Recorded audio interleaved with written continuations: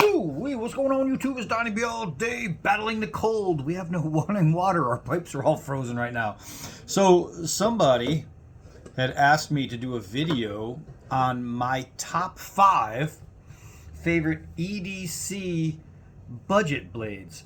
So I was trying to kick it around in my head, like how can I do it as far as budget? Because budget means different things to different people. For some people, budget blades are like, hey man, if you can get this thing for $10, good budget blade, right? Whereas some people think if you can get it within $100, good budget blade. So I kind of split the difference. I went to 50. So I chose 5 blades that you can get all day, any day, every day, everywhere, anywhere, pretty much for sub $50. But not just 5 blades that you can get for 50, because I have a bunch of them. But I wanted the 5 that are under 50 that I carry the most. And then there are some that are off this list that was hard. Like I have that little gold frost cutlery blade. I just used it in a video. And the thing, it's ultra cheap, $440 steel. Thing's a beast, man. It's just been through everything. It's awesome. But I'm not breaking that out because it's not my top 5 carry under 50. So this is just going to be, of all the blades that are in my absolute regular rotation, my top 5 under $50 that I carry.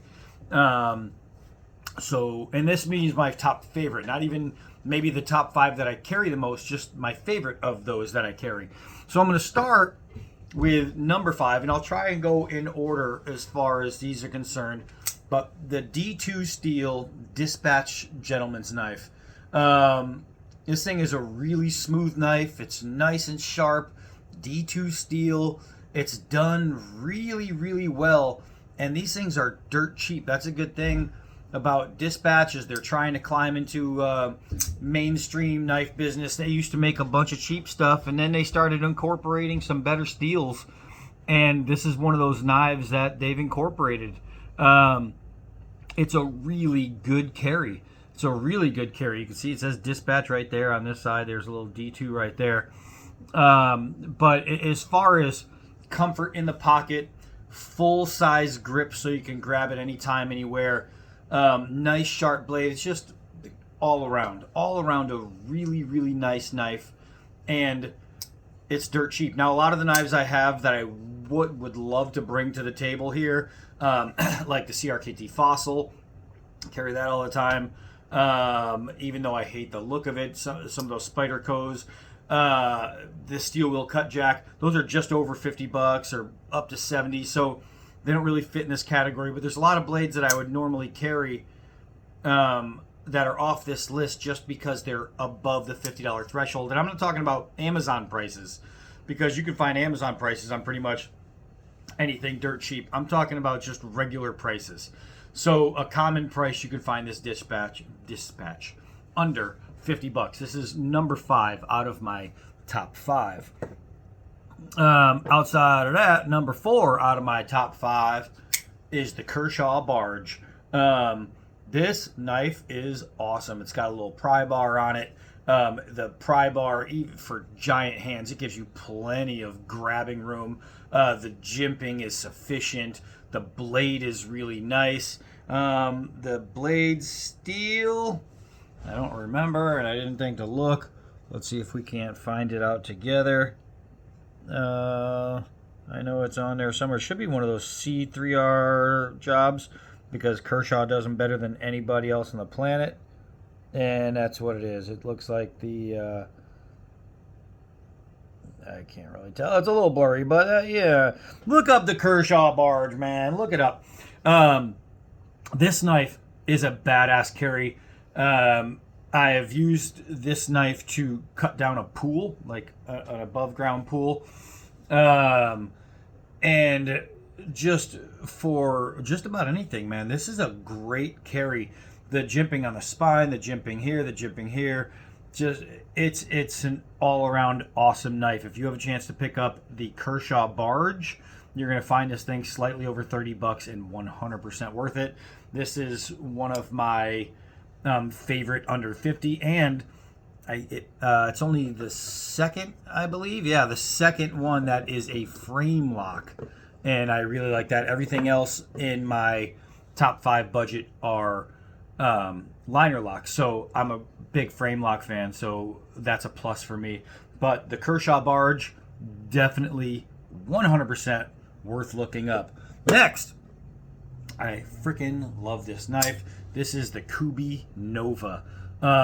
This thing is fantastic. Just great feel in the hand, great size. The contouring and the grip is done near perfect. The swedging here, just giving it that little bit of just cool look to it. Doesn't really do anything. It does give you an enhanced tip. But the G10 on here is wonderful. The ceramic ball bearing is just wonderful. Everything about this knife is really good. They come in different colors. You can get them all kinds of different ways. And this thing's probably right around the top of that price point, right around $50, I think. And I have to say, it is completely freaking worth it. If you can find yourself a Kubi Nova, and I'm pretty sure you can, this is one that I abso-freaking-lutely love to carry. It is a sweet knife, great cutter. Kubi just went freaking above and beyond on this thing. It is so damn comfortable. I love this knife. Getting down to my 2 tops. Now remember, these are 2 under $50, so you're going to be like, wait, what happened to this knife? What happened to that knife? Well, that knife might cost more than $50, but this one doesn't. So right here we have the Gerber Sumo. There's not much more that could be said about this knife, and when you just look at it, you're like, wow, that's a really good looking knife. And it is. Again, with G10 scales. It does have a plunger lock. The thing is just awesome. It's big. It gives you a lot of handhold. It is a fantastic knife. As far as the Kubi, I think this was D2. I want to say, yeah. Okay, so the Kubi was D2. I almost forgot. This one is whatever it is, because I can't remember what the steel on the Sumo is, but it might be marked down there. I can't really tell. It's really small. So I can't remember what the steel on this is. What I can tell you is that it works. It works. You can see that there's no chipping on there. There's a bunch of crap on the edge. I just felt like just stuff from being used. I like sap and things like that. This is one of those knives that I enjoy carrying, and I carry more than people would think I do, because I just don't do every day. I don't do a video of what's in my pocket, but you'll see this in there a few times like as the weeks go on, like during the month. It always, every month, it always at some point ends up in my pocket. The Sumo is a great knife. Great knife. But it's not my top. Out of the budget knives, out of the sub 50 range, it's not my top. My top is right here, the esee Avispa. You can love something and you can be in love with something. Come on, man, that's stupid. I love this knife. I freaking love it. Frame lock, full frame lock. Really thin, so pocket friendly. This one is D2. And I know the D2 is probably like $40, $42. I got stuff all over the blade because I was just using it. But as much as I use this thing, and you can see that's dirt right there, or I think it's actually fur or something. I don't even know. But it comes right off. There are no chips, no bad marks, no evil spots in this edge. It is pure. 100% pure. G10 half scale. It's just, it's something about it. It just, when I put it in my hand, it just locks right in there. I can make a full fist because it's so thin. My fist is full around this knife. There's nothing beyond and under and holding back my hand from getting all the way around. Gives me the tightest grip I could possibly have. I just really like it. This thing I've used so many, 100 times more than that. Definitely more than 100. I don't even know how many. Still dead nut. Still crazy sharp. I haven't done the edge over on this. This is just, I have this knife in 3 different steels, and I also have the Sencut, which is the smaller brother of this knife. That's how much I really, really love this knife. The esee Avispa, for me, that drop point, man, I just love it. I love it. I love that look. It's so freaking versatile.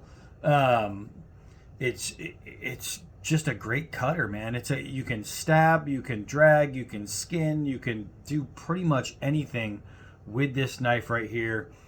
I think personally for me, it's just phenomenal. And for me, for my hand, for my tastes, this is still in my top knives of all time. I just really, really enjoy this knife, mainly because it just works. It really just works.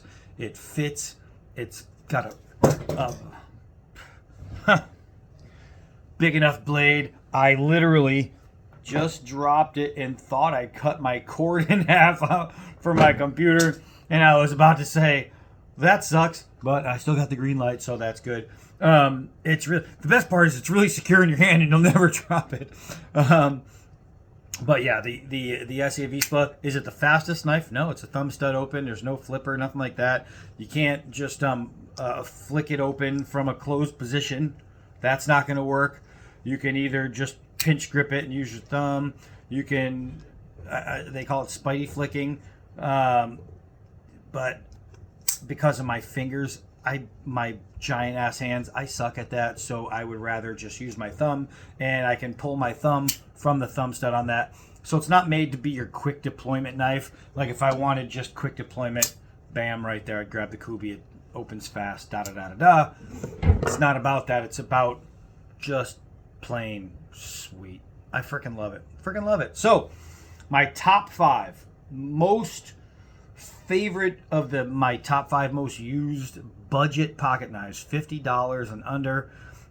This is definitely number 1. I have to say that my number 2 and number 3 are pretty much equal. I mean, these two right here are pretty much equal. You know, I just realized I just filmed this entire video the wrong way. I filmed it the wrong way. I was setting it up like I was doing a short. So you guys will have to forgive me for this video and the way it's filmed. And let's see if I can get all these up there. So there you go. These right here are, without a doubt, by far and away, my top 5 favorite $50 and under EDCs. Freaking love this little group right here. It's a great gaggle. Love them. All right, so that's it for this one. I am Donnie B all day. Until next knife.